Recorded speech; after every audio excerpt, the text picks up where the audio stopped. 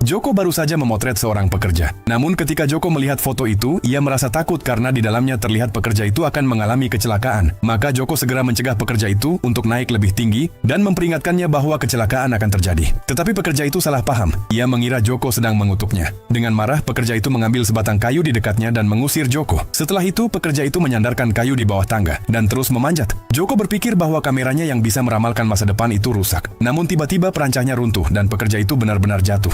Kecelakaan itu terjadi persis seperti yang terlihat dalam foto. Sejak saat itu, Joko tahu bahwa kameranya bisa memperlihatkan masa depan. Ketika Joko naik pesawat untuk rapat perusahaan, rekan-rekannya mulai mengejeknya karena ia mengenakan pakaian sederhana. Bahkan Sari, mantan pacarnya, juga merendahkannya. Joko tidak pernah menyangka orang bisa begitu dangkal. Bahkan mereka berusaha mengusir Joko dari pesawat. Namun Dewi, seorang rekan kerja perempuan, berdiri dan menghentikan perbuatan konyol mereka. Semua orang kembali duduk di kursinya, tapi kemarahan Joko sudah memuncak. Ia memutuskan untuk melihat masa depan mereka semua. Lalu ia memotret mereka. Saat itu juga Pak Budi yang merupakan bosnya marah dan memerintahkan Joko turun dari pesawat. Joko hendak turun dengan terpaksa, tetapi tiba-tiba foto keluar. Saat melihatnya, Joko terkejut. Foto itu menunjukkan bahwa pesawat akan mengalami kecelakaan. Joko segera memperingatkan semua orang bahwa pesawat akan jatuh dan mereka harus segera turun. Namun orang-orang malah mencacinya. Ada yang menuduh Joko menyebarkan kesialan. Untuk menyelamatkan mereka, Joko mengungkapkan rahasianya bahwa kameranya bisa memperlihatkan masa depan. Namun tidak ada yang percaya padanya. Semua menganggapnya hanya lelucon. Pramugari mengatakan semua sinyal aman dan tidak ada masalah di pesawat. Sari segera maju dan mempermalukannya di depan semua orang. Joko ingin menjelaskan, tapi hal itu justru membuat Pak Budi semakin marah. Pak Budi meminta bukti dan berkata jika Joko tidak mau ikut retret, lebih baik ia turun dari pesawat sekarang juga.